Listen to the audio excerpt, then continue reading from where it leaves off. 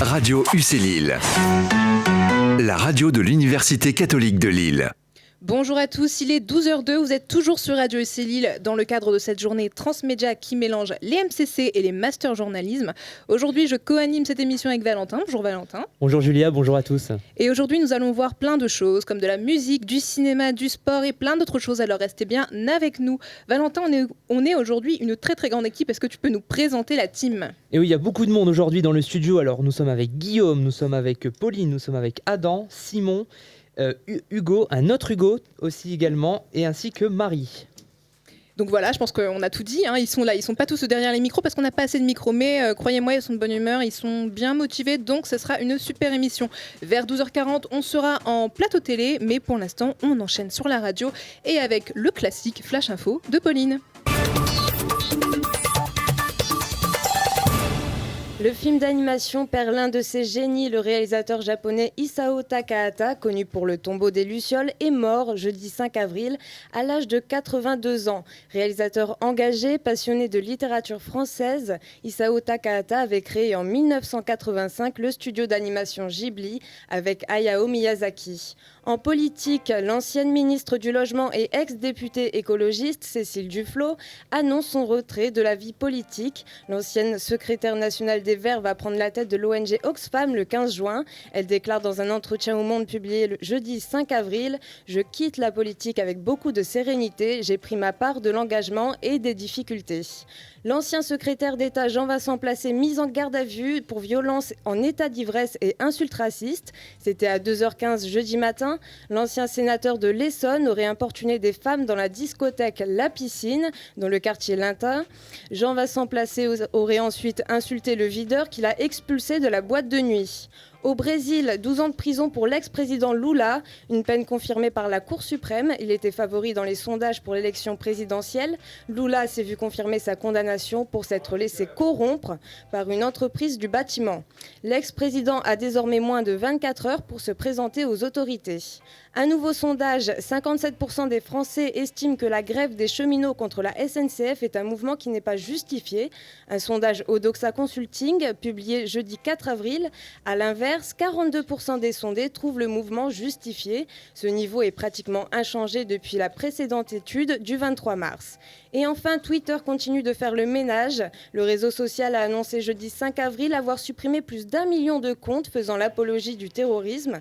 Dans son dernier rapport sur la transparence, Twitter a indiqué avoir supprimé plus de 274 000 comptes entre juillet et décembre 2017. Cela en raison de violations liées à l'apologie du terrorisme.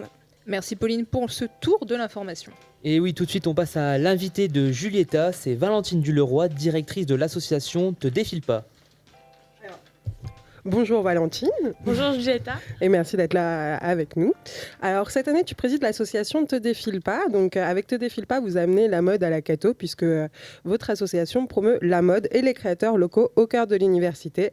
Le tout au profit d'associations telles que l'UNICEF l'année dernière. Alors, on va commencer avec l'information la plus récente, puisqu'hier soir avait lieu le fameux défilé annuel. Donc, cette année, il a pris la forme d'un gala de charité. Alors, ça ressemble à quoi un défilé Te défile pas ? Alors, un défilé Te défile pas, donc, c'est les créateurs locaux. Avec là, nous, on a fait des partenariats avec S-Mode. Donc, on a eu 3 créateurs, une ancienne étudiante qui a été promue par différents magazines. Une de ses collections a été rachetée par le musée de Roubaix. Ensuite, on a eu des boutiques locales, aussi des petites boutiques. Donc, on a fait vraiment 2 parties, une partie prêt-à-porter et une partie créateur. On a eu aussi une robe de mariée à la fin prêtée par Marie Couture. Donc, ça représente une trentaine de tenues pour 6 mannequins. Donc, assez rapide, beaucoup d'intensité sur 45 minutes de show. Mais hyper enrichissant, super sympa. Donc, bonne expérience. Et ça va, vous avez eu de bons retours ? Super bon retour. Après, la soirée s'est diffusée en 3 parties. Donc, on a eu un chanteur de The Voice, Marius. On a eu le défilé et la dernière partie était un hypnotiseur qui était incroyable. Enfin, vraiment, la soirée était vraiment cool. Les gens sont ressortis super contents et heureux d'être venus. Bah, ça m'en a tout l'air. Et du coup, justement, en parlant des événements, quel type d'événements ou d'activités vous proposez à l'année en général ? Alors, en général, on propose des ventes de gâteaux, de choses comme ça pour récolter un peu de fonds. Cette année, on a fait des diffusions de films Saint-Laurent dont tu as parlé en début d'année. On a fait un calendrier de l'Avent avec des photos de looks de Noël avec les différentes personnes. Qu'est-ce qu'on a fait d'autre Là, comme ça, je sais plus trop, mais il y a eu des vide dressing, il y a eu pas mal d'événements, enfin, c'est assez divers. Ok, donc c'est assez dynamique tout au long de l'année, il n'y a pas que le gala, c'est vraiment des choses auxquelles tout le monde peut participer, notamment Exactement. le concours photo. Ok. Et justement, donc, comme tu l'as dit, je vous en parlais au début d'année à l'occasion de votre diffusion du film Saint-Laurent.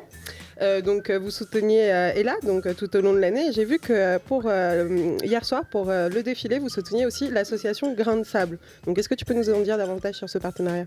Oui, alors Grain de Sable, c'est aussi une association de la FGES. Donc eux, ils récoltaient des fonds donc, pour l'association Grain de Sable. Et là, cette année, ce sera pour construire un moulin dans le village d'Ifri au Maroc. Donc là, tous les gains qu'on a gagnés hier soir vont être divisés en deux, une partie pour Ella et une partie pour Grain de Sable. Ah, c'est vraiment la mode solidaire. À la fois, ça met en avant les jeunes créateurs et en plus, ça aide... Exactement, c'était le but de l'événement, c'était vraiment promouvoir les créateurs lillois, même le chanteur qui est lillois, le hypnotiseur qui est lillois, mais aussi récolter des fonds pour ces deux assos qui nous tenaient à cœur. Ok. Et pour l'année prochaine, vous avez déjà des rendez-vous, une idée de qui va reprendre la présidence, quelque chose ? Alors moi j'ai une petite idée, on a une de nos mannequins d'hier qui a notamment un blog assez influent sur la métropole lilloise qui serait intéressée pour reprendre mon poste du coup. Mais sinon, j'ouvre les candidatures pour le poste de la présidence, mais aussi pour tous les postes du bureau, donc la com, le partenariat, la logistique, la trésorerie. Bon, un peu moins sympa, mais on en a besoin. Et il faut être de la FGES pour postuler ? Dans l'idée, oui. Après, au niveau des bénévoles, moi, ça ne me dérange pas de prendre des personnes qui ne font pas partie de la FGES. Ok, donc l'appel à candidature est lancé. Et pour finir, qu'est-ce que tu retiens de cette aventure ? Est-ce que tu aurais peut-être des conseils pour des personnes qui voudraient se lancer dans l'associatif ou des choses à retenir en bien, en mal ? Allez-y. Franchement, c'est une expérience qui est géniale au niveau social, au niveau... de tout, au niveau de l'organisation aussi, parce que mine de, on se dit que c'est facile, mais au niveau de l'organisation, c'est quelque chose. Il y a quand même un stress qui monte, puis c'est hyper intéressant parce qu'on rencontre beaucoup de monde, beaucoup de personnes. C'est une expérience, cool. ça aide au réseautage, c'est tout bénef. Carrément. Merci beaucoup Valentine, et puis merci on vous donne rendez-vous sur la page Te défile pas FGES sur Facebook et... Voilà, je crois que vous n'avez pas de site internet, donc voilà. À l'année prochaine pour le défilé et merci encore Valentine. Merci à toi. Merci à Valentine donc et Julietta de nous avoir présenté justement l'association donc Te défile pas, et comme Julietta vient de le dire, rendez-vous donc sur leur page Facebook.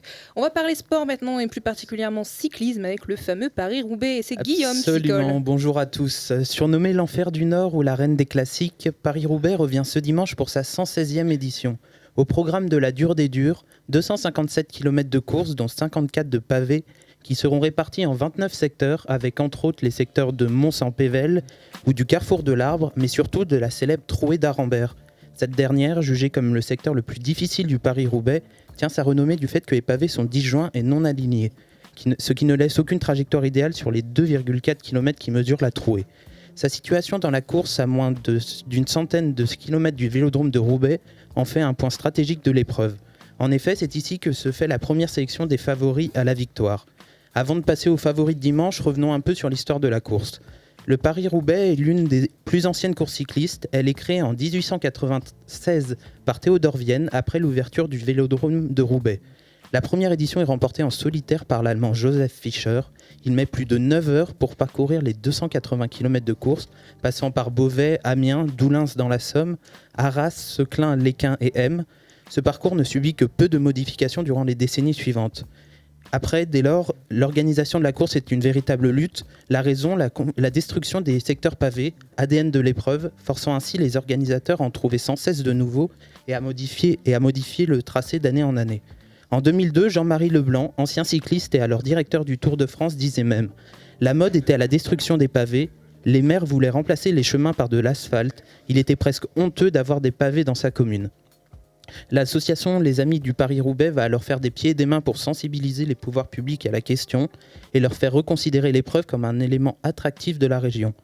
Un travail qui portera ses fruits puisque 85 km de secteurs pavés finiront par être sanctuarisés en 2002 via une convention de partenariat signée avec le Conseil général du Nord. Concernant maintenant les favoris de l'épreuve cette année, on peut citer le Belge Greg Van Avermaet, vainqueur de l'épreuve l'année dernière, le Hollandais Niki Terpstra, vainqueur dimanche dernier du Tour des Flandres, le Slovaque Peter Sagan, champion du monde en titre et qui n'a encore jamais gagné le Paris-Roubaix, ou encore, soyons un peu chauvins, le sprinter français Arnaud Démare, 6e de l'épreuve l'an dernier. Donc c'est le Paris-Roubaix, c'est ce dimanche et c'est à suivre en direct sur les chaînes du groupe France Télévisions. Merci beaucoup Guillaume, et justement ça va être un week-end chargé en sport, hein, puisque aujourd'hui commencent aussi les quarts de finale de la Coupe Davis qui opposera la France à l'Italie. Et bien voilà, vous savez tout, que ce soit cyclisme ou Coupe Davis, c'est à vous de voir. On va bien sûr continuer, et cette fois on parlera musique et plus particulièrement rap, mais juste avant on s'écoute Katy Perry, Fireworks. Fireworks de Katy Perry, vous êtes toujours sur Radio SC Lille dans le cadre de ces journées transmédia. Et Valentin, maintenant, qu'est-ce qu'on voit ? Eh bien, on va toujours parler musique avec Marie qui va nous parler de rap et notamment du rappeur Dinos. Oui, c'est ça.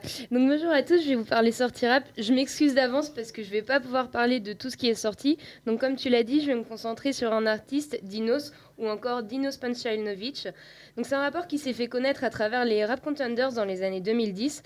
Vendredi dernier, il a sorti son son Les Pleurs du Mal sur YouTube, extrait de son nouvel album Imani, album qui sortira le 27 avril. On écoute tout de suite un extrait. En fait, la vie nous a frappé en pleine figure, si bien que de fil en aiguille, on finit avec des points de suture. On priera le ciel, espérant qu'un miracle vienne. Les hyènes ressentent la tumeur et moi j'ai d'humeur irakienne. J'attends plus rien de personne, c'est pas les beaux discours qui réchauffent quand je frissonne. Donc j'ai choisi cet extrait en particulier pour la référence à Booba. Quand Dinos dit « les hyènes ressentent la tumeur et moi je suis d'humeur irakienne », il fait en fait référence à Destinée de Booba, quand Booba nous dit « les hyènes ressentent la tumeur et moi je suis d'humeur palestinienne ». Si vous cherchez bien, vous trouverez plein d'autres références aux rappeurs du 9-2, mais Dino s'inspire aussi très clairement de Flint. Il a même tweeté « Merci du fond du cœur à Flint et à Morad de la Scred pour m'avoir inspiré cette chanson ». En bref, on retrouve Dinos avec un son à l'ancienne, un beat, quelques notes de piano et la plume du rappeur. C'est aussi un son engagé puisqu'il évoque la colonisation et le vécu des populations immigrées en France. Pour résumer, c'est un son que j'ai adoré et je vous conseille d'aller l'écouter sur toutes les plateformes musicales. Eh bien merci Marie, voilà, vous en savez un peu plus sur le rap. Ça fait un peu de bien voilà, de savoir ce qui va sortir. Exactement, en plus je ne connaissais pas ce rappeur Dinos, donc c'est toujours bien de découvrir de nouveaux artistes.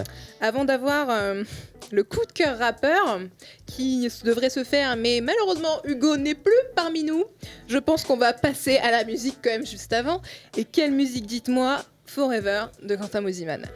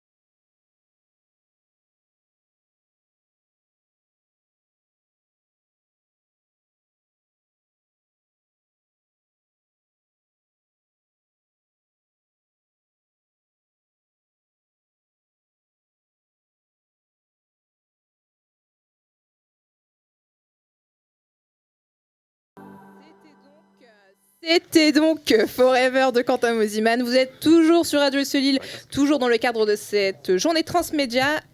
Donc on s'était bien Forever de Quentin Mosiman et vous êtes toujours sur Radio Solil dans le cadre de cette journée transmédia. On vous rappelle que vers 12h40, il y aura donc le live sur le plateau TV. Mais tout de suite, on continue avec le rap et justement avec le coup de cœur du jour qui est le coup de cœur d'Hugo. Bonjour à tous, et donc oui, demain, les fans de rap outre-Atlantique fêteront un anniversaire. Il y a un an, jour pour jour, Jovan Virginie Scott, plus connu sous le nom de Joey Badass, sortait son deuxième album studio. Le rappeur new-yorkais était attendu au tournant par ses pairs après une première très réussie 2 ans plus tôt. Le moins que l'on puisse dire, c'est que Joey n'a pas fait les choses à moitié et nous a offert une prestation mémorable. Plutôt habitué à un style poétique et très cool, il est cette fois sorti des sentiers battus et a décidé d'écraser le micro dans un genre nouveau pour lui. Des paroles agressives mais toujours pleines de sens qui dépeignent l'Amérique de 2017, l'arrivée de Trump au pouvoir et la condition de la communauté afro-américaine. Un rap tellement sévère que le natif de Brooklyn a été évincé de la catégorie meilleur combat contre le système des MTV Awards, malgré le fait que Joey se batte contre ce système qu'il trouve injuste et qu'il attaque violemment, peut-être même trop d'ailleurs. Dans un genre qualifié de rap politique par la communauté, la tête d'affiche du groupe Pro Era se sert, comme il le dit, je cite, de la musique pour enseigner, et il est vrai que pour le coup, c'est une belle leçon qu'il nous donne. Alors n'hésitez pas sur Deezer, Spotify ou YouTube ou sur toutes les plateformes d'écoute de musique à vous en mettre plein les oreilles avec Joey Badass. Eh bien merci Hugo, voilà, vous le savez maintenant. Quel est notre coup de cœur du jour? Et oui, on passe tout de suite maintenant à notre deuxième invité. Alors, il s'appelle Ayoub, mais vous le connaissez plutôt sous le nom de YouBig. Ses vidéos sur les réseaux sociaux, notamment Snap et Insta, font le buzz. Et ses vidéos de YouBig Mix reprenant des sons de rap affolent les compteurs. L'une de ses chansons, Comportement de Schleu, a même dépassé le 1 million de vues. Sa chaîne compte plus de 28 000 abonnés. Il est avec nous, YouBig alias Ayoub, star des réseaux sociaux. Bonjour Ayoub. Salut à tous, bonjour. Alors, présente-toi justement à nos auditeurs. Qui es-tu, pour ceux qui ne te connaîtront Alors, je me présente qui? Je présente Ayoub ou YouBig? YouBig. Ok. Alors, moi, j'ai commencé sans vouloir commencer, en fait, en gros. Et je suis arrivé dans la musique avec un remix, un petit délire. Et donc, ensuite, j'ai continué tout en m'amusant. Et au final, ça plaît un peu à tout le monde, donc c'est cool. Et justement, quand tu as commencé à faire des vidéos, le buzz a-t-il pris tout de suite? Ouais, parce qu'en fait, quand j'ai commencé, j'avais déjà un peu de public. J'avais un public déjà. Donc quand j'ai lancé ça, il y a beaucoup de pages Instagram, Facebook qui m'ont suivi. Donc ça a attiré les foules et voilà, ça a marché. Ça a pas buzzé directement. Ça a mis un peu de temps, mais les gens ont suivi et finalement, ça a marché. Et ça fait combien de temps que tu fais ça, que tu buzzes? Ça va faire 1 an. Après, en vrai, c'est par période. Période, donc ça fait pas 1 an que je buzz, sinon je serais plus loin que ça. Mais c'est entre... Ça dépend, en fait. Quand je sors des clips, ça buzz et après, voilà, ça se calme un peu. Après, ça recontinue. Et justement, comment expliques-tu ton succès? Qu'est-ce qui fait vraiment que ça prend de l'ampleur et que ça marche? Je sais pas, je pense que c'est le fait de rester soi-même. Je m'invente pas une image et je m'amuse quand je fais mes délires. Donc les gens aiment bien ce côté naturel. Et je pense à rien quand je me dis pas que je vais faire quelque chose pour plaire à certaines personnes. Je me dis que je le fais pour m'amuser. Et du coup, je pense que les gens kiffent ce côté et c'est ce qui fait que ça marche. D'accord. Et justement, dans tes vidéos, comment t'interprètes tes vidéos, comment t'écris tes vidéos en fait? Est-ce que tu t'écris, tu fais quoi exactement? Les vidéos, c'est les clips ou c'est... les vidéos sur Snap par exemple. Sur Snap, non, je le fais par... je scénarise pas ma vie. C'est-à-dire que je fais parce que j'ai envie de faire. D'accord. Je prépare rien en fait. Et regrettes-tu certaines vidéos est-ce que t'as déjà eu est-ce que les messages sont plutôt positifs sur tes vidéos? T'as déjà eu des messages négatifs? Non, pas forcément, parce qu'il y a pas... je sais pas s'il y a des messages dans mes vidéos, mais... Sur Snap par exemple, les gens qui t'envoient des messages en disant... le public est-il réceptif à ton humour sur Snap? Généralement, ouais. Des fois, après, on reçoit des messages du genre... tu prends la grosse tête, j'aime pas ce que tu fais et tout. Ouais. Mais voilà, c'est normal. Mais sinon, de base, j'ai un public très large et ça tue. J'ai un public vraiment très large, à tel point que j'ai vraiment des mamans qui me suivent. Des mamans, il y a des pères de famille.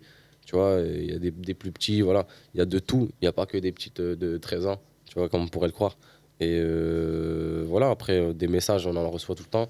Et ouais, ils sont réceptifs à ce que je fais. C'est une fierté pour toi d'avoir un public aussi large? Ouais, franchement, ouais. Parce que les gens, ils croient que, tu vois, j'ai des petites de 13 ans, de 14 ans et tout.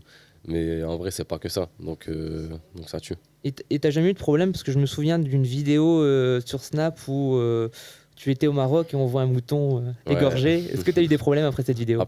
Ça dépend en fait, parce que mon public est vraiment maghrébin, tu vois. Mais j'en ai aussi des non-maghrébins et ils étaient un peu choqués, ouais. Mais après, voilà, ils ont tourné la page. D'accord. Et en quoi consiste ton activité de rappeur humoriste sur YouTube? Rappeur humoriste, c'est nouveau ça, non? Bah, c'est un peu ce que tu fais du rap et en même temps tu fais des vidéos comiques. Ouais. C'est-à-dire? Bah, en quoi consiste ton activité exactement? You Big Mix par exemple, c'est quoi? Je dois expliquer donc ce que c'est le concept en fait. En fait, je faisais un live sur Instagram un jour et j'avais mis donc un fond de musique un peu un fond de musique marocain, tu vois, vraiment traditionnel. Et j'ai posé dessus, enfin j'ai chanté dessus le son de Niska, tu vois, réseau.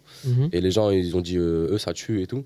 Et moi voilà, ça part d'un délire. Je fais ok, pas de souci. je vais au studio, j'enregistre le son. Je fais des délires et tac, je clip ça et je le balance sur YouTube.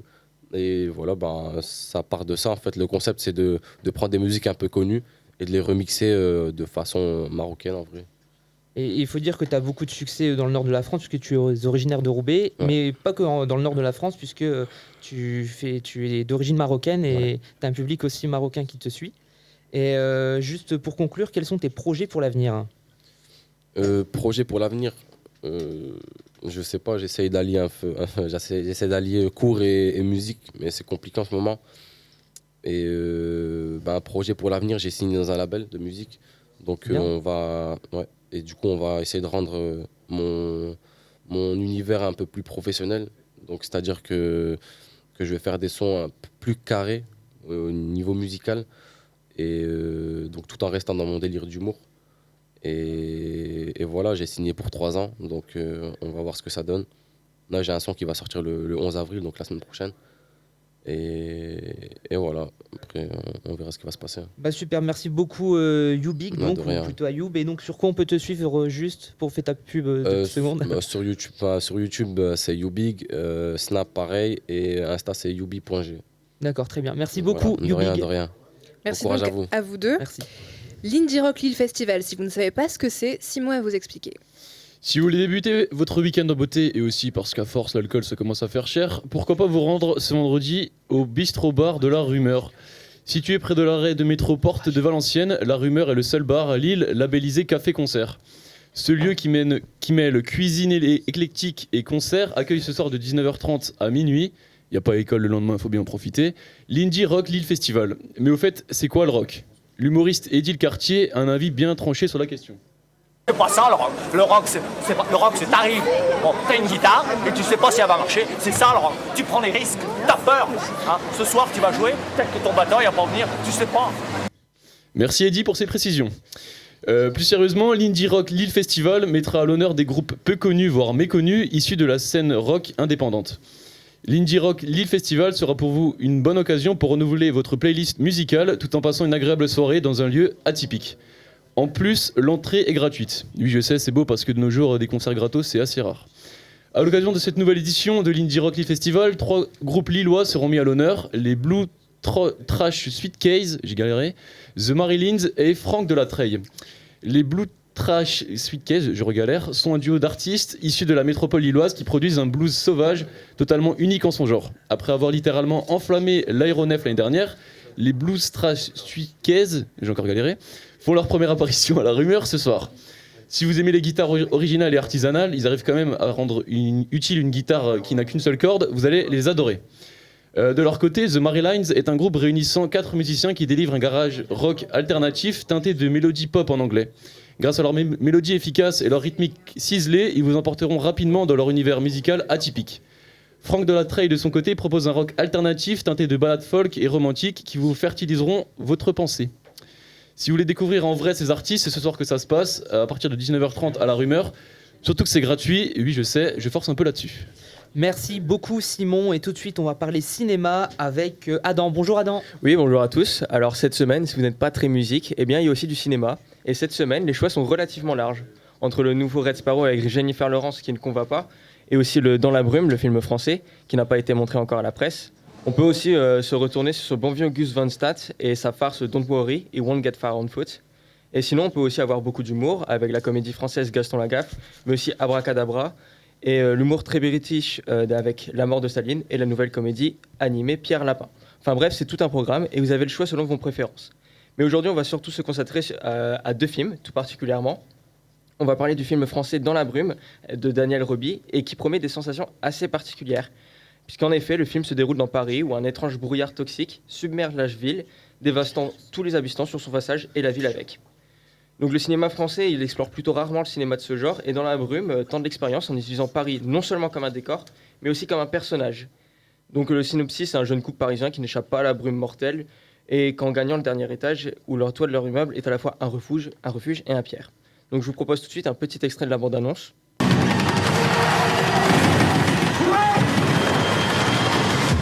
Sarah, est-ce que le gaz rentre dans ta bulle? Sarah, réponds-moi! Sarah! Ouais, ça fait un peu stressé, je sais pas ce que vous en pensez. C'est un peu inquiétant. Ouais, c'est quand même assez oppressant. Et sinon, il y a aussi le film qui fait couler le plus d'encre cette semaine, Red Sparrow, de Francis Lawrence, qui est joué avec Jennifer Lawrence, quel classique. Et le synopsis, il est aussi classique. C'est une jeune ballerine dont la carrière est brisée après une chute. Elle est recrutée contre sa volonté, par les services russes.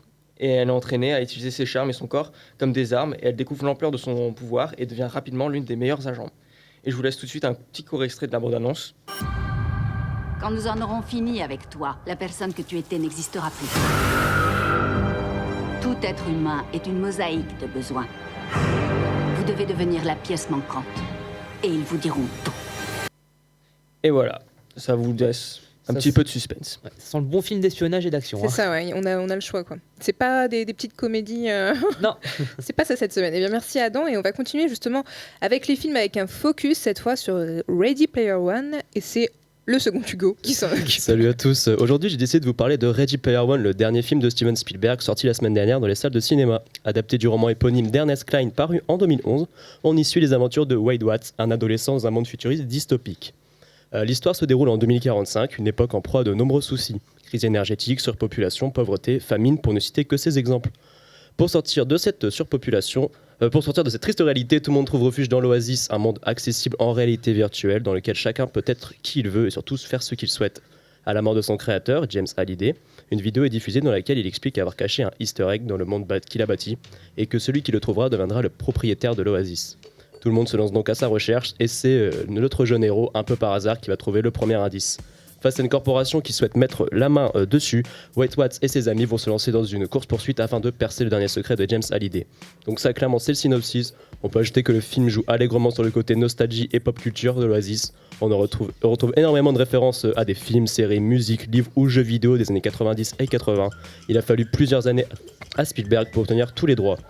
Visuellement, c'est une claque. On alterne entre monde réel filmé de manière classique et monde virtuel créé numériquement. C'est compliqué de décrire ou de comparer tant c'est novateur. Foncez voir les bandes annonces pour vous faire une idée. Personnellement, je l'ai vu en 2D, mais je vais très certainement le revoir en 3D ou 4D tant chaque plan nous en met plein la vue. Sans surprise, la sortie du film est une réussite. Plus d'1 million d'entrées ont été enregistrées dans les salles françaises en une semaine. Les critiques, qu'elles viennent de professionnels ou de simples fans, sont unanimes. Ready Player One sera le film de 2018. D'après moi, aucun long métrage n'a autant marqué les esprits dans la réalisation depuis Avatar. Spielberg, malgré les années et des dizaines de films à son actif, arrive encore aujourd'hui à se renouveler et à renouveler le cinéma en général. Je pense que vous l'aurez compris, j'ai totalement été bluffé par ce blockbuster si éloigné des autres films à gros budget d'Hollywood. Spielberg ajoute un nouveau chef-d'œuvre à sa filmographie, peut-être le meilleur. Merci beaucoup Hugo, et oui, un film de science-fiction de Spielberg qui sait y faire en matière. Juste avant de continuer, on va passer du côté des coulisses où Hugo et Julieta doivent nous attendre. Sont-ils parmi nous ? Et oui, nous sommes là dans les coulisses, et là je suis avec Guillaume, donc, qui a fait sa chronique tout à l'heure sur le Paris-Roubaix. Donc on a l'habitude en MCC de faire de la radio une fois par semaine. Est-ce que aujourd'hui c'était différent d'habitude ? C'était différent parce que c'était filmé, mais finalement on voit pas la caméra, donc pas vraiment. Mais c'est quand même un travail fait en groupe avec les masters, donc c'est plus compliqué quand même. Donc pas de stress. Un peu, si. Je suis un peu un stressé de la vie, donc forcément un peu de stress sur la chronique, mais comme d'hab, et puis ça s'est bien passé, je pense. Et donc la cohésion avec les masters, tout s'est bien passé? Tout s'est bien passé pour l'émission, pas de soucis, vraiment tranquille. On a fait l'émission et on se débrouille, quoi. Donc tu vas te retrouver devant ta télé ce week-end pour regarder le Paris-Roubaix dimanche? Absolument, ouais. Je suis un grand fan de cyclisme et chaque année je le regarde. C'est une des courses les plus intéressantes de l'année, donc franchement, faut y aller. Merci Guillaume, et on va monter pour voir les autres chroniqueurs maintenant.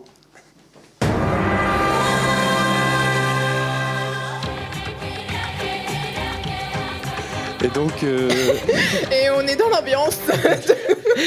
Et oui, j'allais dire, est-ce que tout le monde a reconnu le générique? Ça va? Et oui, pas trop court? C'est bon. Je peux commencer. Je vais faire une chronique donc, sur la télévision. Donc, est-ce que Julia, t'as reconnu le générique? Bah oui, c'est Koh-Lanta, quoi. Et oui, amis aventuriers, bonjour. Je vais donc vous parler de Koh-Lanta, l'émission d'aventure qui sera diffusée ce soir sur TF1. Alors, il faut savoir que le programme existe depuis 2001 et donc ça fait déjà donc 17 ans que Koh-Lanta dure. Alors, vous ne le savez peut-être pas, mais la première saison de l'émission était diffusée non pas à 21h, mais à 19h le week-end et c'était présenté par le pilote d'Automoto Hubert Auriol. L'année suivante, fort de son succès, le programme passe en prime et avec à l'animation Denis Brognard.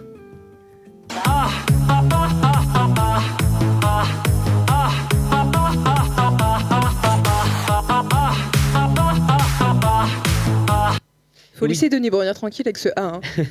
Mais il en joue maintenant, j'ai l'impression. Et oui, depuis Koh-Lanta est devenue une émission incontournable, les audiences sont toujours incroyables. Alors on peut expliquer ce succès par la personnalité des candidats. En 22 saisons, dont 5 éditions spéciales, il y a eu des personnages hauts en couleur. On peut citer Moundir, Freddy, Théoura ou encore Laurent. Les épreuves très physiques ou mentales, les stratégies, les manipulations ou encore les clashs font de ce programme une bonne recette pour l'audimat. Tout comme le conseil de fin qui était palpitant et animé par l'excellent Denis Brognard, le meilleur dans l'exercice. Le public peut également apprendre des choses devant Koh-Lanta, des conseils de survie, des conseils pour pêcher ou encore pour faire le feu ou manger. Les téléspectateurs peuvent également voir les beaux paysages. D'ailleurs, actuellement, l'émission est tournée aux Fidji. D'ailleurs, le saviez-vous, Koh-Lanta est adapté de l'émission Survivor qui compte 36 saisons. Donc c'est une émission américaine. Cela dit, le créateur de Survivor s'est inspiré du livre de William Golding, Sa Majesté des mouches. Le livre raconte l'histoire de plusieurs enfants qui doivent survivre sur une île déserte où la civilisation disparaît au profit d'un retour à l'état animal. Les enfants les plus faibles sont alors tués par d'autres enfants. Il y a aussi déjà eu un mort dans Koh-Lanta lors d'un tournage en 2013. Un candidat meurt à l'issue d'une épreuve dès le premier jour du tournage. Emballement médiatique et plusieurs polémiques suite à ce décès. Le médecin de l'émission s'est suicidé 10 jours après. Plus d'un an après ce drame, l'émission est remise à l'antenne avec des anciens candidats. Ajoutons que ce qui peut choquer pour une émission de télé grand public, c'est la façon de tuer les animaux pour survivre. Ceci a déjà créé des polémiques. En attendant, Koh-Lanta réunit près de 5 millions de téléspectateurs chaque vendredi soir et la sentence du public est irrévocable. Eh bien, merci Valentin pour cette petite chronique TV qui fait plaisir. Il est temps pour nous maintenant de passer au fameux jeu. Ce sera un jeu façon Kipo Quiz. Si vous ne connaissez pas, c'est un vrai ou faux sur des questions d'actualité qui vous permet d'en apprendre un peu plus sur les choses de la vie en général, on va dire. Étant donné qu'il est midi 41 et qu'on est bientôt 13h et qu'on est sur le créneau du midi, ce qui est pas sympathique pour nous puisqu'on a faim, on va s'intéresser simplement aux questions basées sur la nourriture. Voilà, il faut être dans le thème, c'est le cas. Voilà. Donc nourriture, est-ce que vous êtes prêts? Ah bah toujours. Surtout pour la nourriture. Moi aussi. C'est parti. Alors, je vais poser une question à chacun et on aura un vrai faux parce que sinon ça va être le bordel. Donc on commence avec qui? Pauline? Allez. Honneur aux femmes. Alors Pauline, un épi de maïs compte toujours un nombre impair des rangées de grains. Vrai ou faux? Bah totalement vrai. Tout le monde le sait. Et c'est faux. Donc tout le monde ne le sait pas. C'est un nombre pair avec 16 en général. Toujours. 16 grains. Bah écoute, voilà, c'est pas moi qui fais les choses, mais oui. Surprenant. Bon bah très bien. Switch check ton voisin maintenant. Faudra compter la prochaine fois. Pauline a donc 0 point. Pour produire 1 kg de miel, les abeilles doivent butiner plus de 4 millions de fleurs. Vrai ou faux? Vrai. Est vrai, c'est une bonne réponse. Il faudra même plus de 4 millions de fleurs. Ça fait quand même pas mal de fleurs, j'ai envie de dire. Valentin, tu prends la relève ? Oui, on te retrouve en télé dans quelques instants. Exactement. Question suivante. Le point de fusion du chocolat est légèrement inférieur à la température du corps humain. Eh ben moi je dirais vrai, ouais. Et c'est vrai puisque c'est d'ailleurs la raison pour laquelle ils font naturellement en bouche. Question suivante. Un melon d'eau est composé d'environ 55% d'eau. Je dirais faux. Et oui, il est constitué d'environ 92% d'eau. On refait un tour. Le miel peut se conserver plus de 1000 ans, vrai ou faux ? Vrai. Et oui, c'est vrai car c'est un produit non périssable. On continue. Il faut entre 600 et 800 raisins pour produire une bouteille de vin. Ah ouais, je dirais vrai, ça me paraît probable. Ouais. Tu aimes le vin, toi ? Bah ouais, quand même. T'arrives d'en boire ? Enfin, pas tous les jours, quand même, plutôt en famille, lors des repas ou quoi que ce Avec soit. modération. Toujours. Et oui, c'est vrai, c'est entre 3 et 10 grappes, il faut. À nouveau, question suivante. Le lait a longtemps été un produit de grand luxe. Est-ce que c'est vrai ou est-ce que c'est faux ? Ouais, ça peut être possible, ouais. Tu dis vrai ? Oui, j'ai vrai. Eh ben c'est vrai car il était difficile à conserver. On refait un tour. La première soupe était une soupe d'hippopotame. Est-ce vrai ou est-ce faux ? Je dirais faux. Eh Ça va bien, être vrai. c'est vrai, en effet, c'est vrai. Les premières soupes dateraient de 6000 ans avant Jésus-Christ. Il y a environ 1,3 milliard de bêtes d'élevage dans le monde. Est-ce vrai ou est-ce faux ? Ça fait un peu plus que la population de certains pays, mais ouais, pourquoi pas. Tu dis vrai donc ? Ouais, je Les dirais autres, vrai. vous êtes d'accord ? J'aurais dit faux, moi. J'aurais dit faux aussi, ouais. Eh bien, il a raison, puisque c'est vrai. Les animaux consomment le tiers des céréales, d'ailleurs. Ah ouais, plus que les enfants. Exactement. Et enfin, dernière question. En Nouvelle-Zélande, il y a autant de moutons que d'habitants. Ah, c'est faux, je crois qu'il y en a plus. Non ? Et il y a 7,5 moutons pour chaque habitant. Ah, d'accord, voilà. Donc c'est faux. Voilà, ainsi s'achève notre jeu, ainsi que ces 40 minutes de radio. On va passer en télé avec Julia. Radio UC Lille. La radio de l'Université catholique de Lille. Et nous revoilà donc sur le plateau du Media Lab, cette fois donc en télévision pour continuer cette émission dans le cadre de la journée Transmédia. Et nous allons d'ailleurs commencer avec un thème fort, très prenant, c'est le harcèlement de rue. Reportage. La rue est un sujet tabou depuis longtemps. En 2015, l'association Lille sans relou voyait le jour pour prévenir de ces situations. Le harcèlement de rue, c'est un problème qui touche beaucoup de personnes et qu'à Lille, il n'y avait pas énormément d'associations qui luttaient contre ça encore. Le harcèlement de rue, ça passe par des interpellations dans la rue qui ne sont pas désirées. Après, c'est des insultes, des regards insistants, voire les attouchements, dans le pire des cas. Pour l'association, 3 modes de prévention. Les murs de la honte, les interventions dans les lycées et les universités et la licence Bar sans relou. Si les personnes concernées sont nombreuses, les femmes sont les plus touchées par le harcèlement. Mon point de vue, c'est plutôt des remarques tout le temps dans la rue. Hey, mademoiselle, t'es jolie. Ou alors t'as un joli cul. Bon. Moi c'est plutôt, ça fait pas longtemps que je suis sur l'île, donc j'ai plutôt des expériences dans le métro parisien, souvent avec, ça m'est pas arrivé qu'une fois, hein, souvent avec des amis, on est dans le métro, on n'est pas spécialement habillé court ni décolleté, et pourtant il y a des garçons qui arrivent en mode oh, vous êtes bonne, vous voulez pas nous filer notre numéro, donc on dit non évidemment, et puis là on se fait insulter de pute, de salope. Il y a eu une fois, donc assez récemment, où c'était en vélo. Et c'était secteur Solferino, où c'était plusieurs mecs dans une voiture qui m'ont d'abord demandé gentiment si je voulais pas les regarder en souriant, les embrasser, leur faire la bise et tout ça. Et comme j'ai refusé et que je suis partie, ça s'est parti en insultes à base de si tu descends, on va te violer, des choses comme ça. Bah non, hein, pour moi, c'est pas, on n'apprend pas une femme à se faire. Enfin, on ne devrait pas apprendre aux femmes à éviter de se faire violer, on devrait surtout apprendre aux hommes à ne pas violer les femmes en fait. Chacune doit avoir le droit de se balader en mini-jupe ou en décolleté dans la rue sans se faire traiter de salope ou de pute. Enfin, je veux dire, ça veut pas dire que tu utilises ton corps pour ça, quoi. Enfin, c'est juste que t'es bien avec ton corps, bien dans tes fringues, et c'est pas aux hommes de nous agresser, quoi. Pour autant, de plus en plus d'hommes sont sensibles à ces questions. Quand on est un homme, en fait, au final, faut apprendre à accepter de se faire déconstruire, en fait, dans une association féministe. On n'est pas là pour s'imposer, on est là pour être un allié, en fait, des filles qui sont là. Donc c'est vraiment avoir un rôle de soutien, c'est accepter qu'on puisse pas comprendre les problèmes que les filles subissent. Mais qu'on soit là si elles ont besoin de nous ou accepter notre rôle de soutien, tout simplement, être un allié. En 2016, une étude de l'INED montrait que 65% des Françaises ont subi le harcèlement de rue avant 15 ans. Mais les associations sont en train de changer les mentalités. Et Pauline nous a rejoint sur le plateau. Bonjour Pauline. Bonjour. Alors est-ce que vous pouvez, dans un premier temps, nous donner quelques chiffres sur le harcèlement de rue ? Alors oui, des études ont été réalisées par l'INED. En 2007, 3 millions de femmes auraient été en France interpellées, insultées ou suivies dans un espace public. Un autre chiffre vraiment alarmant, 100% des utilisatrices de transports en commun ont déclaré avoir déjà subi une agression sexuelle durant un trajet. Et il ne faut pas oublier les hommes aussi qui sont victimes, même s'ils pas que les femmes, même s'ils sont moins nombreux. 850 000 par an déclarent avoir déjà subi une agression de type sexuel. Ce qui est quand même des chiffres assez quand même alarmants. Considérable.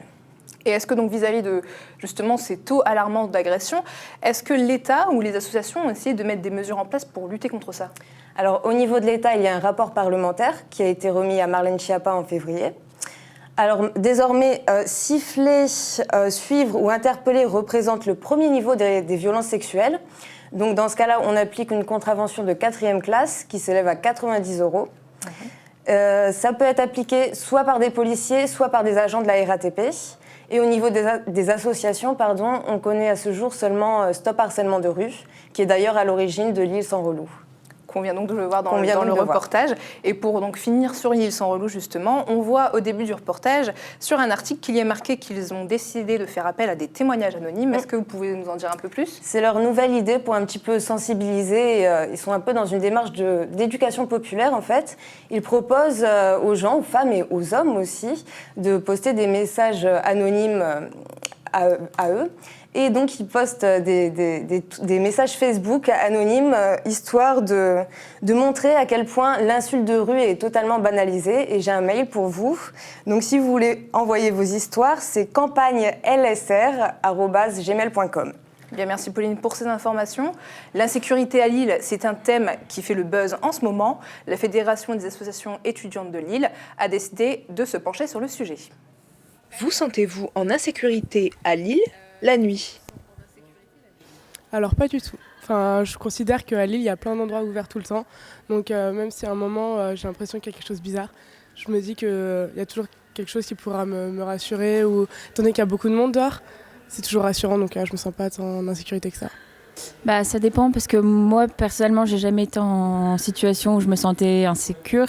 Mais j'ai pas mal de potes qui sont déjà retrouvés dans des situations où il fallait changer de trottoir, où elles sont passées rapidement, où elles ont appelé en disant tu veux pas rester au téléphone avec moi parce que je suis pas sûre et voilà. En général, quand je sors, je suis pas toute seule. Donc, je sais que je reste pas toute seule dans le Vieux-Lille ou là où je sors dans les bars, ouais. Mais quand je rentre chez moi, donc à Porte d'Arras, oui, je suis toute seule et ouais, je me sens vachement en sécurité. Je sais que je trace ma route et que je marche pas le long des trottoirs parce que des fois il y a des gars qui traînent et même la journée, je marche pas sur le trottoir, donc je passe au milieu du rond-point et on verra après quoi. Si les rues de la capitale des Flandres ne semblent pas effrayantes en journée, tout prend un autre sens la nuit tombée. La FAEL, Fédération des associations étudiantes de Lille, a voulu développer cette idée via leur enquête Vie nocturne. Cette décision, en fait, elle est partie d'un constat généralisé. En fait, de par notre structure de fédération qui regroupe donc plusieurs associations étudiantes lilloises, qui eux sont à bien des égards des acteurs de la vie nocturne des étudiants lillois, il faut remonter des problèmes qui sont croissants ou persistants lors de leur soirée, que ce soit au niveau de l'insécurité, que ce soit au niveau de l'ambiance générale, des dégradations qui remarqueraient, des choses comme ça.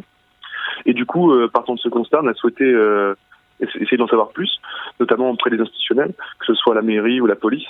Et en fait, on les a trouvés très frileux concernant la communication de ces chiffres. On a souhaité, du coup, avoir une base solide, une base chiffrée, pour pouvoir ensuite mener des actions là-dessus. Au niveau des résultats, l'inquiétude de faire des mauvaises rencontres est bien entendu mise en évidence, mais pas que. L'importance des préjugés est elle aussi remarquée. Savoir qu'il y a de l'insécurité à Solferino-Mathenach, finalement, c'est pas une grande surprise. Oisem, qui est un quartier qui, comme tous les Oisem, souffre d'une mauvaise réputation. On a dit de trouver sortir. Après, il y en a qui sont plus téméraires que d'autres. Et dans les chiffres, en fait, ça se voit ce côté mauvaise réputation. si vous regardez les chiffres dans les catégories agression physique, vous allez voir que sur Solferinum Ascena, on est à 25 ou 24% de gens qui craignent être agressés physiquement et 15% qui déclarent avoir été agressés physiquement, alors que si vous regardez sur Wazem, c'est pareil, le niveau d'inquiétude c'est 24 ou 25, et par contre vous descendez à 6% de ce qui est de la concrétisation de cet acte. La FAEL ne compte pas rester passif face aux attentes des Lillois et compte réagir du mieux qu'elle le peut. Alors, on avait proposé notamment quelque chose qui met comme un guide du fêtard, c'est-à-dire donner les bonnes clés, les bonnes astuces et aussi informer, parce que quand on regarde les chiffres de transport notamment, beaucoup d'étudiants partent à pied ou viennent en métro mais repartent à pied parce que le métro ferme trop tôt ou qui connaissent pas les bus de nuit. Essayer de faire connaître les alternatives de transport, les bonnes choses à faire en cas d'agression, des choses du style rentrer à plusieurs, faire former des groupes, des choses comme ça. Vie Nocturne a donc mis en évidence les craintes des Lillois, des craintes qui semblent déjà entendues par les administrations, avec déjà l'engagement d'avoir plus de métro pendant la nuit. On nous a rejoint sur le plateau. Bonjour Valentin. Bonjour Julia. Alors comme on l'a vu dans ce reportage, la FAEL a donc fait une enquête Vie Nocturne. Qu'est-ce qu'elle a montré ? Eh bien, elle a montré que parmi les personnes interrogées, 61% des étudiants ont un sentiment d'insécurité après 21h. Alors les quartiers où les étudiants se sentent le moins en sécurité sont les suivants: Port des Postes, Moulins, Pont-de-Bois et Oisem. Alors en cas d'agression, les chiffres montrent que le dépôt de plainte est vu comme inutile et 74% des étudiants ne sont pas satisfaits par la présence policière nocturne lors de leur sortie. Et très bien. Et on a vu aussi que le problème du métro était le plus gros problème que remarquaient les étudiants lillois, parce qu'il n'y avait pas assez de métro, justement. Exactement. Et donc, on a vu dans le reportage que des métros allaient être rajoutés. Est-ce que vous avez plus d'informations là-dessus ? En effet, je confirme vous dire, c'est que l'étude montre aussi que les étudiants donc, se placent souvent à pied ou en métro. Mais donc, le problème est le suivant, c'est que le dernier métro est à minuit et demi, et les étudiants rentrent donc soit tôt, donc à minuit et demi, ou tard à 5h20. Donc on peut lire dans cette étude qu'il y a une augmentation aussi des véhicules avec chauffeur, donc notamment à cause de la fermeture très tôt des métros, et peu connaissent le bus de nuit dont leur passage est encore faible, donc c'est ça aussi une solution exploitée. Mais comme vous l'avez dit, bonne nouvelle, il y aura prochainement des métros la nuit, c'est donc la solution, plus de transport la nuit pour éviter les agressions. Donc voilà, plus de métro et se renseigner sur les potentiels bus de nuit pour éviter de faire des mauvaises rencontres. Exactement. Merci Valentin. Pour terminer cette heure en notre compagnie, nous allons terminer sur le portrait du jour. Jean-Baptiste Gave est atteint de myopathie et il a décidé de faire un tour de France en fauteuil roulant. Reportage. Un tour de France en fauteuil roulant ? C'est le rêve fou qu'a réalisé Jean-Baptiste Gave atteint de myopathie. Aujourd'hui, il revient sur cette aventure hors du commun. Mon rêve, c'était de faire un tour de France, partir du nord et arriver dans le sud. Et du coup, j'en ai beaucoup parlé. Et puis, il y a mon frère qui est venu habiter sur l'île et qui m'a toujours beaucoup poussé à faire des projets. Et en fait, il avait un copain infographiste qui m'a aidé à faire des plaquettes sur mon projet pour pouvoir commencer à lancer le projet, en parler. Et concrètement, en quoi a consisté ce périple ? Ce tour de France consistait à partir du nord et arriver dans le sud. Du coup, j'ai fait 180 étapes d'une vingtaine de kilomètres, en moyenne 20-25. Un rêve, oui, mais ce voyage est aussi le moyen pour Jean-Baptiste de communiquer sur ce qui est important. Et mon but, c'était de faire connaître ma maladie. Du coup, j'ai organisé des heures de conférences dans toutes les villes où je m'arrêtais. Donc, on a réussi à faire environ 25 conférences qui m'ont permis d'expliquer mon projet et de faire connaître ma maladie. Donc, c'est vraiment ça le but. Et mon but aussi, c'était de récolter de l'argent pour le Téléthon qui a lieu en décembre chaque année. Et du coup, c'est ce qu'on a réussi à faire. On a récolté 10 000 € pour le Téléthon. Cette expédition, Jean-Baptiste la doit aussi au complexe Humanicité dans lequel il vit. Un ensemble de personnes qu'il tient d'ailleurs à remercier. C'est vrai que c'est grâce au quartier. Parce que c'est vraiment ici que j'ai rencontré beaucoup d'acteurs qui ont pu m'aider à réaliser ce projet. J'ai beaucoup été invité dans des réunions de Dakato qui avaient lieu dans le quartier, et ce qui m'a vraiment permis de faire connaître mon projet, et vraiment d'avoir beaucoup de contacts qui m'ont aidé, quoi, en fait. Et mon projet continue à vivre grâce au quartier. Le projet de ce passionné de randonnée est donc loin d'être fini. Rendez-vous dans quelques années pour la suite de cette aventure. C'est donc sur cette belle leçon de courage que se termine cette heure d'émission. Restez connectés pour la suite de cette journée Transmédia.